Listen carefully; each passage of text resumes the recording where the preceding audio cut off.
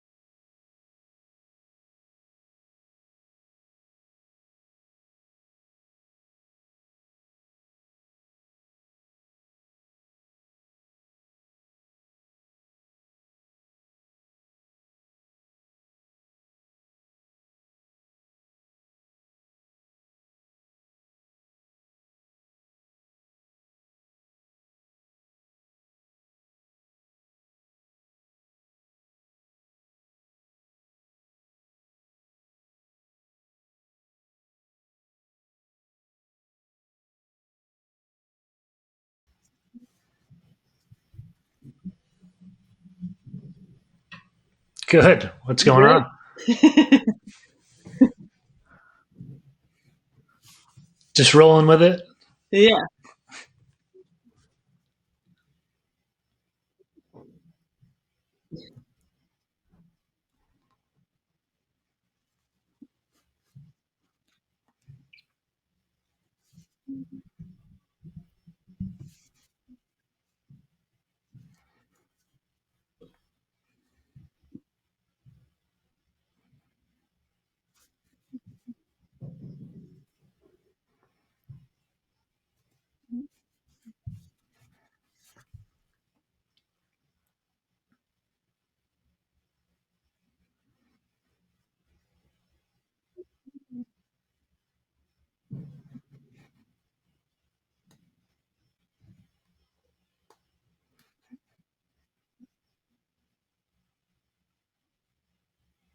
Yeah, I absolutely was. Just because one, we knew there was going to be limited capacity with fans in Providence Park, arguably, but not arguably, the best stadium and environment in the world, regardless of how many fans are in attendance. And so, with that, with them being at home, with the way they had been playing, weathering the storm earlier on without some of their international players or all of their international players, and then coming back and putting the pieces together so quickly, I think overall this team was the most fluid, even though I'm sure if you take a step back or they take a step back, they would say, hey, listen, we still have a lot to grow. We have a lot to improve upon. But I think the pressure early on, wonderful goal by Christine Sinclair, picking the ball off and just a world class finish. But yeah, the pressure they exuded to put Gotham under. There really wasn't any answers for Gotham early on in that game, and it could have put it out of really reach for Gotham if they had put their chances away in that first half.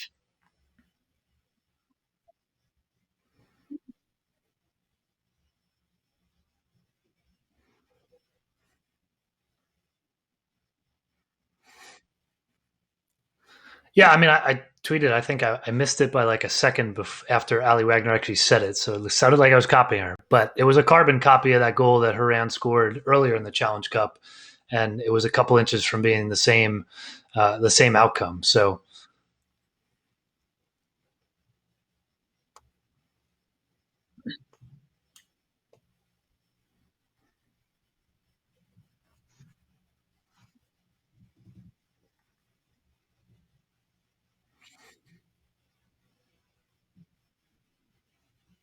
yeah, I think when you look at where that came from, the service, they found a little bit of the wide play. I mean, I thought they had a few opportunities there in that first half, and that final third product wasn't there on both sides, really. But there were a couple times where Gotham had that counter that they weren't able to capitalize on. So I think that you saw some of that a little bit more from Midge Purse, Paige Monahan, then obviously Carly Lloyd getting on the end of it.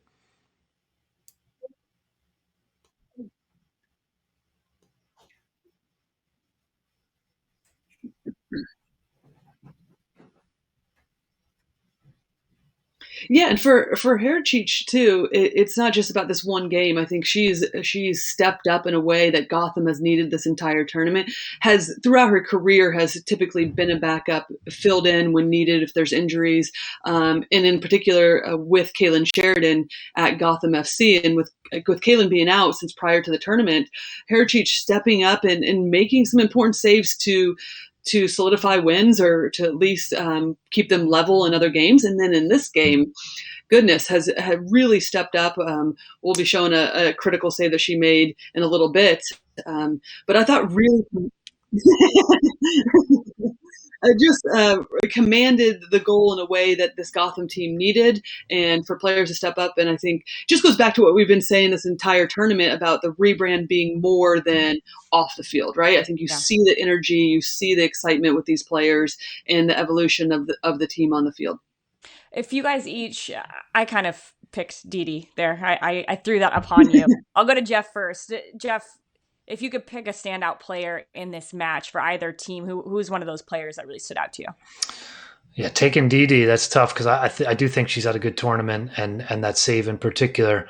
I think on the other end of the field, or the other goal, I mean, AD French, I do think I'm probably guilty as well of not giving goalkeepers enough credit in these sort of player of the match, player of the tournament type discussions. And, I think obviously there's the PK shootout, but even prior to that, and probably as maybe our guest can speak to after this, there's more that we don't see with communication and organizing that we probably don't. It's probably a little intangible that we don't see that there's not enough credit for. Right. Yeah, that big palm save on the goal. That was incredible. Lori, who stood out to you? Yeah, well, it's going to sound a little funny because we're going to have this guest on, but I would put Meghan Klingenberg in this in that category, especially in this game. But also, I'm not looking at it just in this game. I'm kind of looking at it throughout because it does play a part. And I think Kling has stepped up for her team, being the consistent voice, playing multiple positions with filling in the midfield when needed, then her typical left back position. And then I guess I'll choose two because this is what I always do.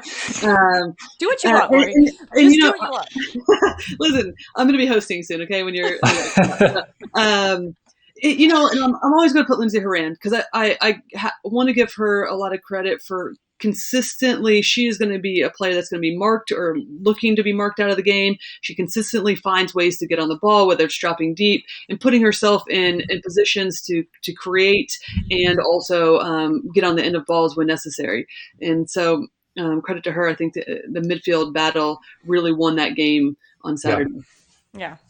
And no surprise that two of the best goal scorers to ever do it in the game were the two goal scorers in this one. So it seemed kind of fitting that their Sink and Carly Lloyd get the goals for their respective teams. All right, we're going to talk more Challenge Cup championship in just a little bit with Meghan Klingenberg when she joins up. But let's wrap up the entire Challenge Cup. You guys were talking about it. There were so many good things that happened throughout the tournament, whether it was little cheeky Megs that we saw in midfield by some of those players like Dabinia, who got named NWSL Challenge Cup, the whole tournament MVP earlier today, or goals. So let's start with goals. We each have picked a goal and a save that we liked from the entire Challenge Cup in this last few weeks. So we're going to try this. I think I'm the only one that can see highlights right now. So we are going to do this. Don't give away the secrets. We're going to work through it. Well, they all know us by now. They know that we're working through things. And I think we're going to go with, I think, Lori first. This goal that Lori chose, I mean, you had to choose it. Yeah, goodness. Trinity Rodman, I thought, two fantastic touches to set herself up, just brings it down. And if I remember correctly, this was her actual first touch of the game when she came in.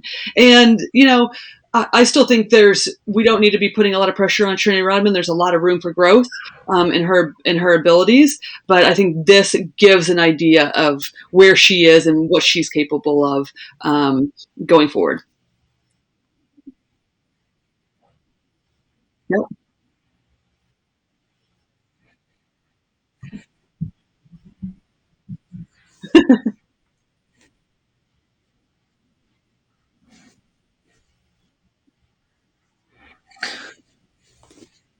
Yeah, I think maybe along the lines of what Lori was getting at. I was thinking about best goal of this tournament, thinking about memorable goals, and there were a few, but like, what are we going to remember? And I think down the line, when I tend to forget sort of a lot of goals that aren't super memorable. I mean, Midge Purse dribbling 60 yards. I know the actual finish maybe was not like this highlight reel sort of golazo upper 90, but everything before that was spectacular, and I think that's the type of play that we'll be talking about down the line for some time.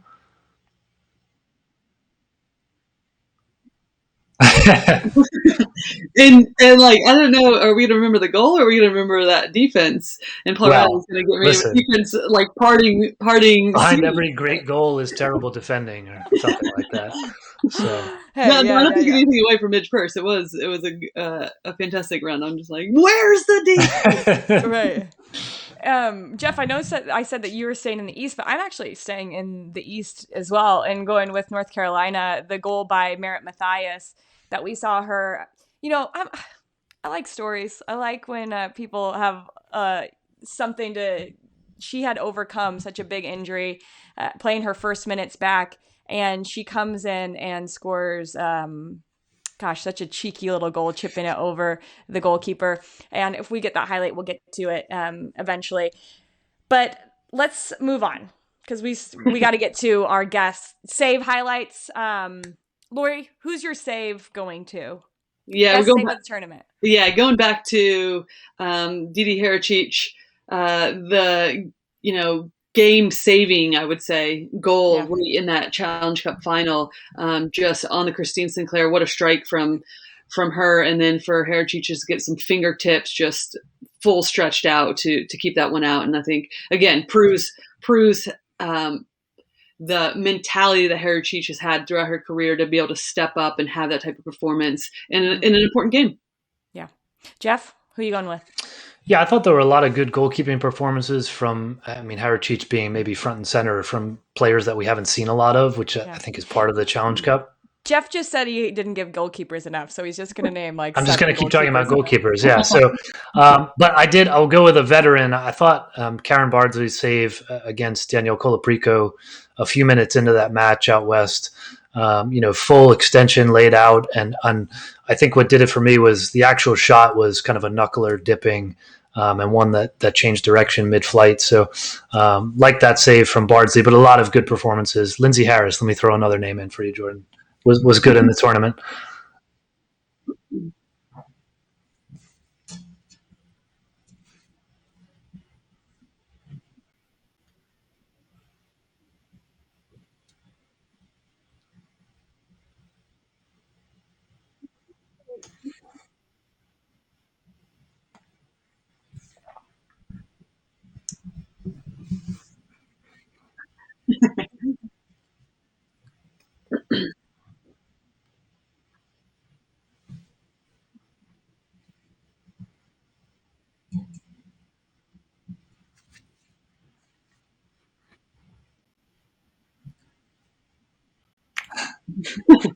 Yeah, I would say too, like,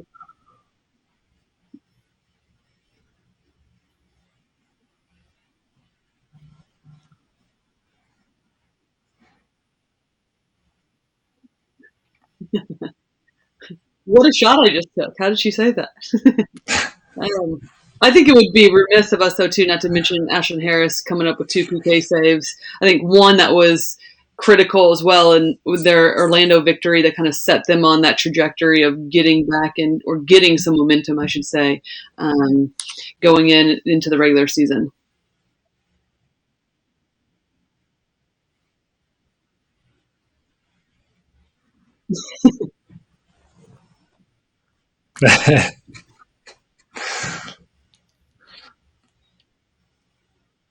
'21 Challenge Cup. I know it was much different than it was last year, but I think for the circumstances that they had, it was a long preseason, players very excited to play. There were some quality matches, there were some quality goals and goalkeeping, but really we saw some growth from a lot of teams that were going to continue on into the 2021 season. So we've got to talk a little bit more about the championship game and talk to a woman who won the championship herself, and got a little taste of what it is like to have some Budweiser out of a cup. So we'll be back with Meghan Klingenberg in just a few minutes.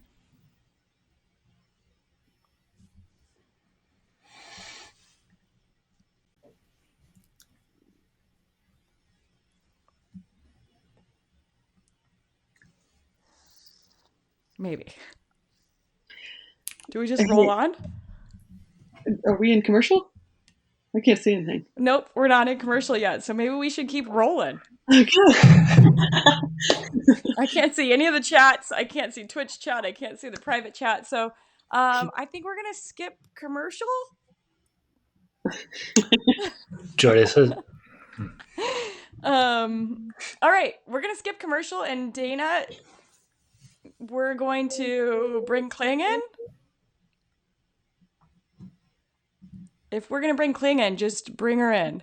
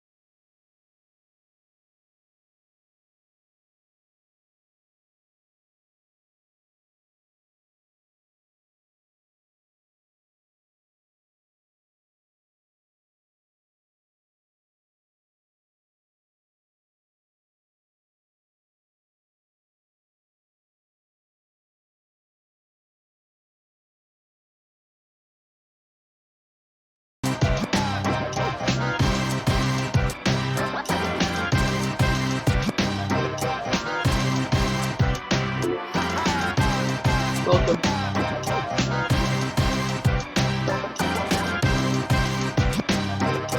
Totally. This is awesome. This is what just happened.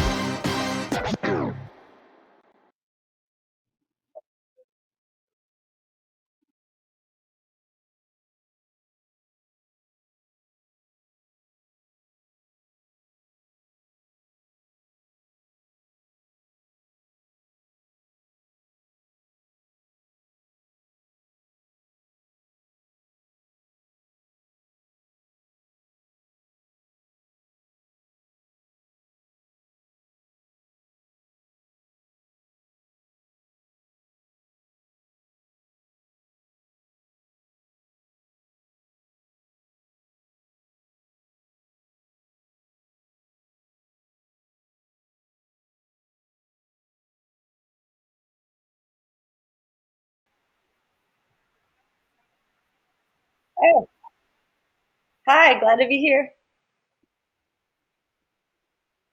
This is honestly, I've been laughing like my butt off over here.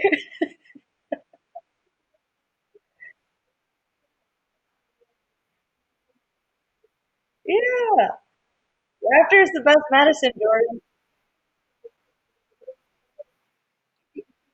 Exactly. Thank you.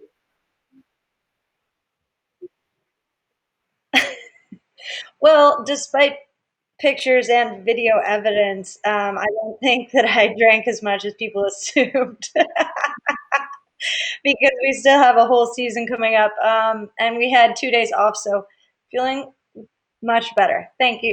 Thank you for checking in, though.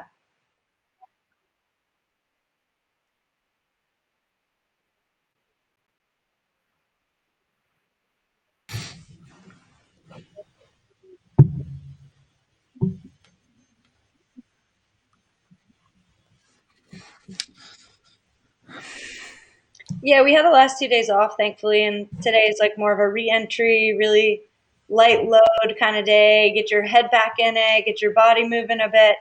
But I think it'll be really difficult. The team, I mean, I look around, the team is like literally still jumping around with so much energy and just so much excitement. I think we're all still really excited, but we have to be able to turn that around now and start thinking about other things because for us, like we're in the middle of a journey. We're not at, we're not at the end of it.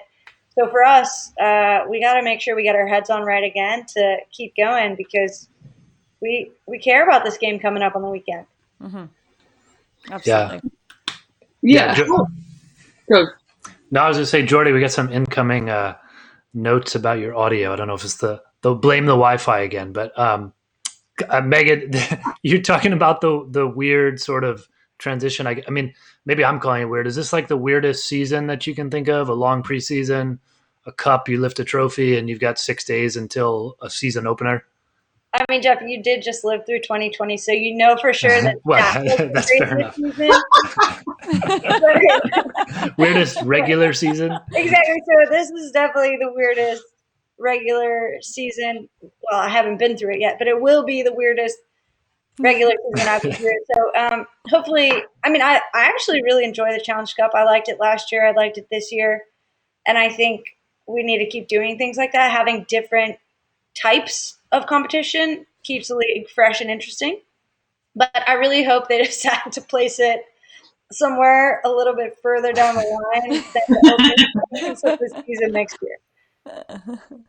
That's making me laugh. Quote that, Jeff, okay? Jeff, you did live through 2020, okay?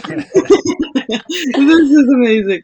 Okay. Let's transition to a little bit more individual. For you, how would you describe your playing style? Do you have any individual goals for this season? Who's been a big influence for you soccer wise? Go. Yeah. Go. Okay. Let me run with this. I would say my individual playing style is spicy. That's the way I like to describe it. A little bit spicy. I like to, you know, get stuck in on tackles and make sure that I'm doing things that I need to do to disrupt the other team. But then also, I like to get a little spicy on offense too. I actually only watched back the first half so far of our game, and I'll get to the second half to review it coming up. But I actually thought we did some really good stuff going down the left hand side, and thought that we created a lot of opportunities when we brought Lindsey over, when we brought Sinky over, when we got me forward, when we got Becky,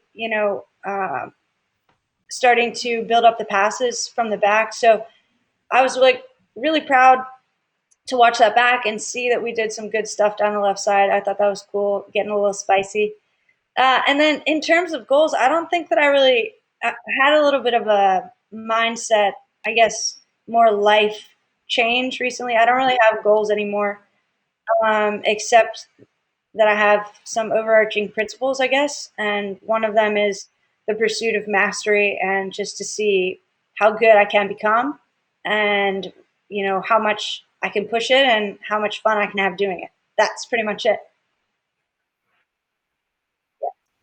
Does the pursuit of mastery come a little bit from your background? You have a black belt. Does it Yeah, come from that a little bit? The techniques that you well, learned in. don't know. I think for me, I didn't have any words to describe this until recently. But I think it's something that I've always done. And I was telling you all earlier that for me, I can only do one or two things at a time because otherwise I do them halfway. And that really bothers me. I can't do things halfway. So I have to do soccer and one or two other things. I can't pursue all the things. I can't be this like amazing generalist. I'm not good at being a generalist. I like to be a specialist. So I don't know if it necessarily comes from that, Jordan, but I think that is an example of some like, pursuing that path and running down What that you've done. path. Yeah.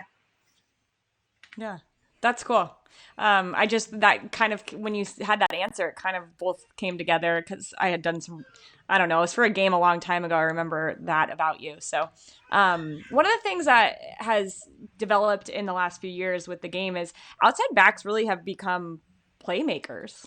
Do you look at yourself as a playmaker out on the field? Because I think typically we're looking at the 10 or the 8s to be these playmaking types, but especially the way you guys play, a lot of it comes from what the outside backs are doing. Yeah, I like to think of myself as a 10 in a position. I've been pushing for years to get to the center of midfield, and it just hasn't happened. So I've had to accept my role as a 3 and just do the best that I can. No, but actually, I love it. It's really an amazing position, and I know I am incredibly biased, but I think it's the hardest position on the field because not only do you have to do like top 1 or 2 high speed running on the team, but you also have to be one of the best 1v1 attackers, 1v1 defenders. You have to be able to build out of the back from a position where arguably is the hardest on the field because you have the least amount of space and the least amount of options. And then you are also asked to be the final pass. You're asked to be one of the very best final passers on the team as well. So you're having to do a lot of thinking, a lot of running, and a lot of technique all at one time. And I think we do the outside back position a disservice when we say, oh, we can just take this person there and put them there because they're fast, or we put them there because they're an attacker. I think it's about a lot more than that. And I think as you see the very best outside backs in the world, you can tell that they have this skill set that has been honed over a lot of years. And they're arguably one of the best players on the pitch because of how many responsibilities that they have to do, whether you're looking at Liverpool or Philip Lahm, or whether you were looking at Bon Pastor when she played. There's like some incredibly gifted playmakers in those positions, and I think that we need to start recognizing that for outside backs. Co-signed as a former fullback. I love that. We didn't get any of that on tape. Sorry. What was it? Yeah. What about I know you told us before we came on that you're not delivering a pep talk, which we clearly the 3 of us need, I think. But what people can see the video of what you're saying. Usually I think the Thorns posted or the league has posted it, but can you take us inside? Just kind of, are you sitting down ahead of a game thinking about, all right, here's what we need tomorrow. This is what I think is needed for pregame, or how are you kind of going about putting together what you're delivering there to get the team in the best place pregame? Well, lucky for me, I love to read and journal and do all these things anyways. So I usually do that 4 or 5 days a week just on my own. And usually when I'm just sitting and reading or journaling or doing any of those things, having my coffee, things kind of pop up in my mind. Or I read something in a book that I think is really cool. Or, somebody sends me a quote that I thought was awesome, or I hear some really amazing advice from a teammate, and I just write it down. And then by the end of the week, it kind of all flows together because I kind of look through it and I see that there's a theme and there's something that I feel passionate about talking about. So it's definitely a preparation, but it's one that I love to do and kind of just fits into my normal life anyways. So I'm happy to do it. I love doing it. And I think it's funny because, we've been doing this 2 or 3 years now, but only they've just been filming it and putting it out. So people are really enjoying it, but the team has been getting this for like 3 years, and I can't believe they're not tired of it yet. Somebody can only yell at you for so long, you know? We need like a pep talk showdown between you and McCall, I think. Oh, I think McCall would win for sure, no doubt. I think that's cool, though. That's cool. I was just going to say, because I really appreciate that, because I remember one of the most annoying things when I did not have the level of playing with you guys at the pro level, but I played college ball, and I think the most annoying thing was like when a teammate would resort to having nothing productive to say other than "let's go," and I'm like, we really need more than that right here. So definitely appreciate the thoughtful pregame hype. Yeah, thanks. I think, a lot of times what I've found throughout my career, whether it's just being me not being able to take on what somebody's saying or just human nature in general, that we learn a lot better through stories. That's at least how I learn a lot, and how I understand the world. And so for me, it's just making sure that I tell a really good story before we get out there. That's cool. I like hearing that. I posted on Instagram and said that we were going to talk to you, and I've got a few different questions. One that I think is interesting, and people are probably curious, is you wear something around your neck when you're playing. What is that you wear around your neck, and how does it help you when you're playing? Sure. It's called a Q collar, and I'm going to butcher this, so I'm sorry, everybody, but just go on this journey with me. But essentially, there are these little birds called woodpeckers. I know everybody knows what they are, and they basically slam their face against a tree over and over and over again, and they never have a concussion. And we're like, okay, how do these little birds do that, right? So this company called Q30, they decided to look into that science, and what they found out is that the woodpecker has this little valve, basically on one of their veins when it's leaving their head, that slows down the blood flow. And so they designed this Q collar to essentially be that same thing. And the science behind it is like, okay, so say you have a water bottle, Jordan, and you fill it up halfway, and you put a little marble in there and you shake it around. Well, the marble's going to hit all of the walls, and that's essentially your brain when it doesn't have the Q collar on. But if you fill the water bottle up all of the way, you put a marble in it and you shake it around, then that marble doesn't really hit the side of the water bottle very hard. And that's essentially what the Q collar is doing, because I very much value this. Yeah. And think that hopefully it will help me after I'm done with my playing career. So I'm trying to protect her. Yeah, I like that. Cool. And there's a lot of just love. So I just wanted to, I thought that was an interesting question. Thank you. Wow, yeah, that's really a lot nice. of love for you. Well, Kling, you talk about not doing things halfway. So soccer's one of those. And then on the other side is your clothing company with some other really recognizable names called Re-Ink. Can you speak to that a little bit? Tell us how that came about. Some of your really good friends that you partnered up with. That's really changing the world. Well, thanks for teaming up. I love our origin story. It's one of my favorite things. So here we go. So Ink is essentially a product of the 2015 World Cup. And Kristen Press and Pino and Tobin Heath and I were all on that team that won. And we were standing up on the winter stand, and there's confetti falling down. You're like crying, you're hugging. It's like this culmination of all your dreams coming true. And for me, I was feeling a bit empty, and I'm like, something feels a bit off. I don't understand, like, what is that? And what I realized is that whether it was media rights holders or sponsors or federations or FIFA in general, everybody was creating all of this value off of our win, except for the players that actually put in the hard work since the time they were, this big, although I'm still this big. So, and I just thought, and other players thought that was really wrong. We're the ones that are doing this work. The people are watching us play, and we're not able to create any value for ourselves except for the measly FIFA money compared to the men that we get. And so Pino, Kristen, Tobin, and I decided that, we wanted to do something about it, and we really believed in creating our own value, and we thought that we could create something cool together. And that essentially is the origin story of Re-Ink. Love it. What's your favorite product that you guys have ever created? Ooh, that's hard. I really, really love the shorts that we make.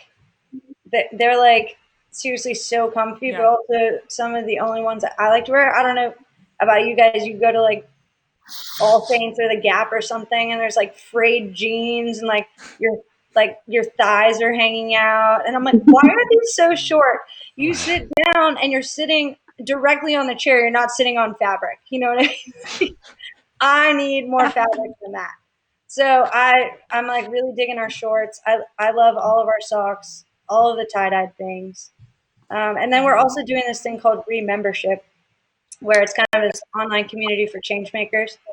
And I really like that too, because it feels like the opposite of Twitter, where you say something on Twitter and you're like, wow, that's pretty innocuous. And then literally you're roasted by people you know, people you don't know, and you're like, oh my gosh, I literally just said I like marshmallows, you know.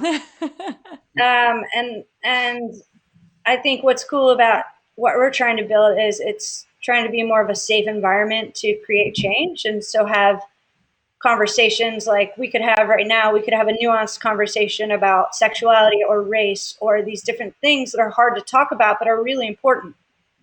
And then when you have these types of conversations in a nuanced way with people that you know face to face, I think you can have more productive conversations without people resorting to hate or people resorting to, you know, you're just wrong, and getting kind of stuck in on their positions. And so for me, it's creating that space where, you know, people necessarily don't know each other, but can feel more safe to talk about these hard issues that need to be talked about, but probably just not on Twitter. Yeah, that's cool. So many good things, Kling, and we only have a couple more minutes with you. Can we do a little rapid fire? Yeah, sure. Okay, we're gonna end with a rapid fire, and my first question will go me, Lori, Jeff in that order. Are these like one word answer sort of thing? Yeah, let's keep it to a sentence. Oh, okay. Some might be a word, some might not. Let's do it. Favorite go-to meal to cook at home? Oh, buffalo tempeh tacos. All right. Okay, let's best thing to do in Portland. Oh, beer and coffee. Love it. All right. That's perfect, because I wanted to follow up with best place for coffee, and maybe we can add beer there too. Yeah. Okay, so many good places. For beer, I really like Freem, and I always call them Pafreem, which I'm sure they're loving to hear. And Tag them. yeah, exactly. Sponsorship. I'll call it Pafreem. Anyways, for coffee, there's this really amazing place called Ovation in the Pearl. They just have wonderful people, and then I really enjoy Good Coffee and Sisters Coffee. But you really can't go wrong. There's a bunch of amazing roasters here. Yeah. Coolest place you've ever traveled to? Ooh, okay. I like Rome, South America, Netherlands. All right. The next spot on your list for travel then. Oh, after COVID restrictions? Yeah. I mean, or during, depending on how you're feeling. Probably just back to Pittsburgh, to be honest. No, but abroad, I would say I haven't been to Greece, and I would really like to go to Greece. Awesome. Yeah. How about what's a book you'd recommend, or a recent book that you've enjoyed? Okay, Jeff, you wouldn't know this about me, but this is not a rapid fire question. I kind of assumed that, but I was trying to put you on the spot for that. I'm currently reading like 9 of them. I can't, this is the one thing, this is like the one piece of my life, Lori, where I literally dabble in all of the books. I read like 9 at a time because I can't get enough. I think they're so good. I'm currently reading Shoe Dog by Phil Knight. I think that's really amazing. I listened to that on audio tape on a long drive to Carolina. Oh, did you like it? Yeah, it was awesome. It's really good so far. And then The Art of Gathering. Have you heard of that? Mm-hmm. It's by Priya Parker. She talks about how creating really meaningful and these like intentional gatherings can create basically change in the world, and she helps you create them. It's really cool. Currently reading Animal Liberation, which is about animal rights. I'm sure people think that's wild, but I think it's important. And then what else? I'm always reading one fantasy book because I just can't get enough of that. All right. Yeah. Love it. Oh my gosh, so eclectic. That's good. It's such. I can just imagine you like carrying 80 books with you, like walking to I'm for what'd you say, sure. Sisters Coffee. Oh, 100%. I'm definitely that nerd. I'm like, Uh, the people know me. They're like, oh, they're like, what did you bring today? Like, I have my yeah. journal. I have all of my books. They're always laughing at me. All right, last one, Kling, before we let you go. What is the Portland Thorns go-to jam right now in the locker room? Uh, Oh gosh. do you guys know that song by Cardi B? If it's up, if it's up, if it's up, then it's stuck. Yeah, I yeah, I totally do. I love that that's going am on in your locker room. obsessed with that one. Ah, All goodness. right. Who's the DJ? Kelly Hubley is always the DJ. Yeah. She does a great Awesome. job. Love it. Well, congrats, champion. Hopefully you will get some more of those pictures of you chugging out of cups later in the year. I know that's your guys' goal. So best of luck throughout the rest of the season. Maybe you'll get to join us again. I mean, I know you've had so much fun. So Well, you have to invite me back, so. yeah, thanks so much, Kling. It's been great. And thank you guys for writing in some questions. We'll be back in just a little bit with Marisa Pilla, and we're going to get you guys tuned up for the 2021 season just around the corner. If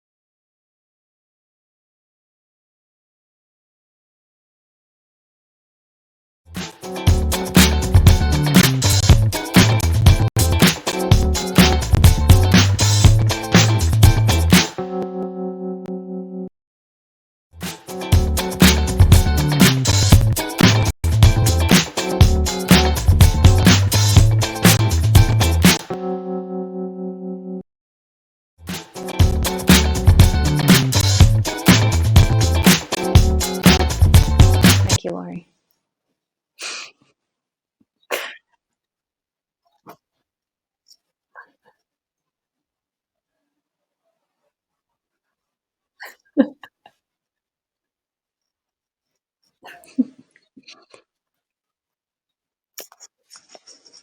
Hello.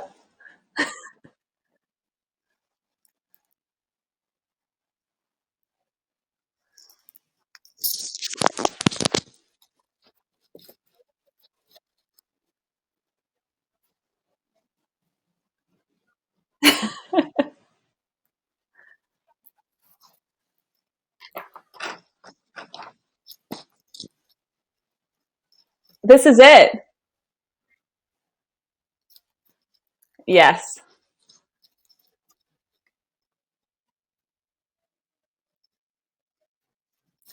Okay. Yeah, I just want to say first and foremost, thank you so much for giving me this platform because there's so many things that I never get to say because normally it's just Lori Lindsey talking all the time. So I never get a word in and it's just, I prep and Lori just keeps talking. But I think one of the most interesting things I learned during this Challenge Cup really centers around Orlando's Taylor Korniak. And what a nice person. I got to talk to her a couple weeks ago and I got to talk to her, but I also got to talk to her teammates about her, which I love doing too, to get different people's perspectives. Because oftentimes, this as a player, you might view yourself or your strengths or weaknesses differently than your teammates do. So I talked to Taylor about, was just coming off her first career goal, that great header she had. And she told me how she wasn't always comfortable with her size and her physicality and using that to her benefit. She almost didn't know what to do with herself, and how Mark Skinner down in Orlando has helped her become more confident and teaching her listen, this is a skill that I can't teach anyone else. I can't tell Sydney Leroux to be taller. She can't. So it was interesting to hear that, how this coach has really opened her eyes to that and helped her see that as a positive. And then I talked to Sydney Leroux about her, and she told her, listen, you got to man up, use this to your advantage because this is what we need. You need to do this for us. Use that 6-foot frame for the team. Because she said she was maybe even a little timid when she first met Taylor at training, and everyone saw how great of an athlete she was and also the great size she brings too. And they wanted to kind of coax that out of her a little bit more. And I feel like if Sydney Leroux told me to do anything, I would do it. So what a great person to help bring that passion out of you.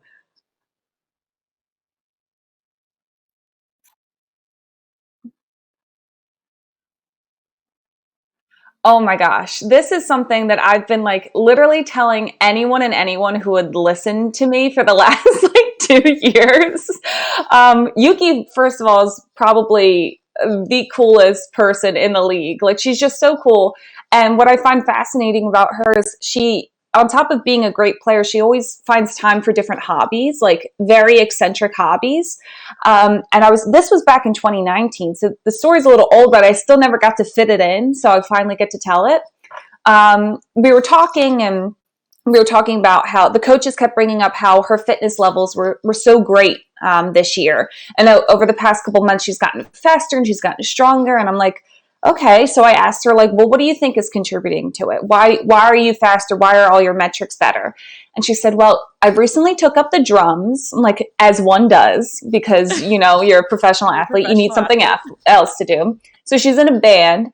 And she took up the drums, and she said that kicking the bass drum strengthened a muscle in her inner thigh to the point that it got so strong that she became faster. And I talked to the performance coach, and they said they didn't believe it, and they looked at the numbers, and she was faster.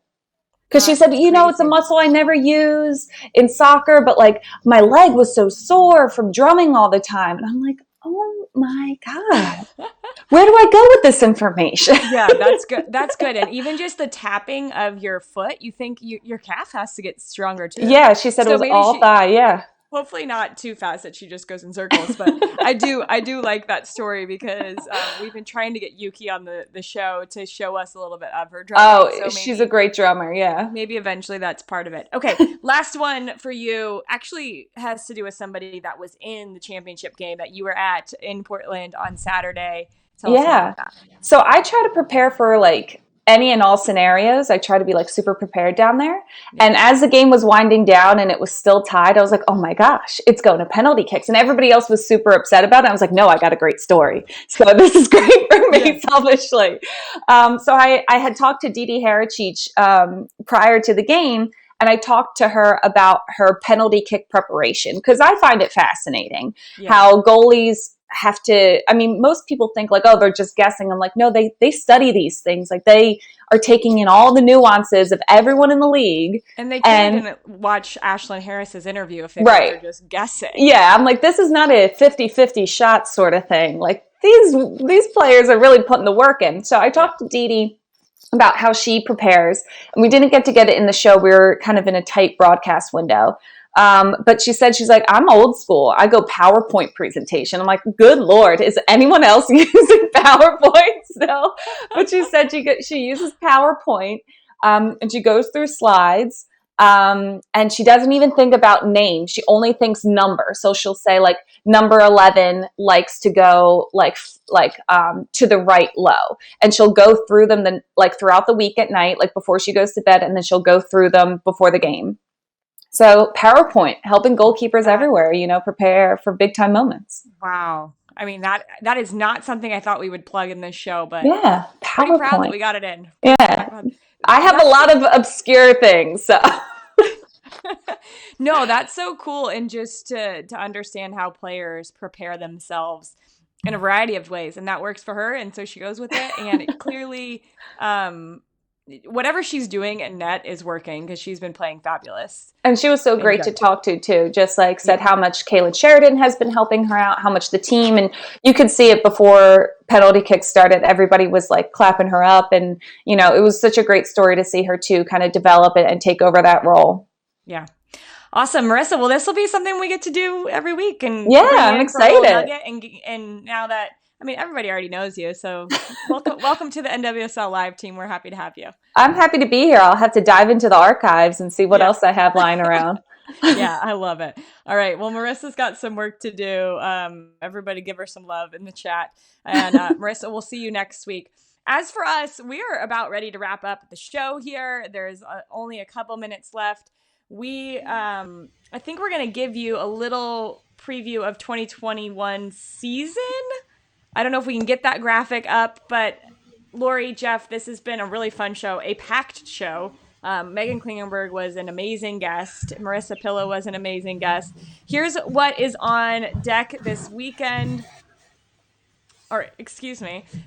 These are the shows that these are old games, but there's it's just one of those days for us. There's so much to look forward to in the 2021 season. It's all kicking off on Saturday. The first game on TV is going to be Racing Louisville hosting Kansas City, 5 p.m. on Saturday. One to look forward to.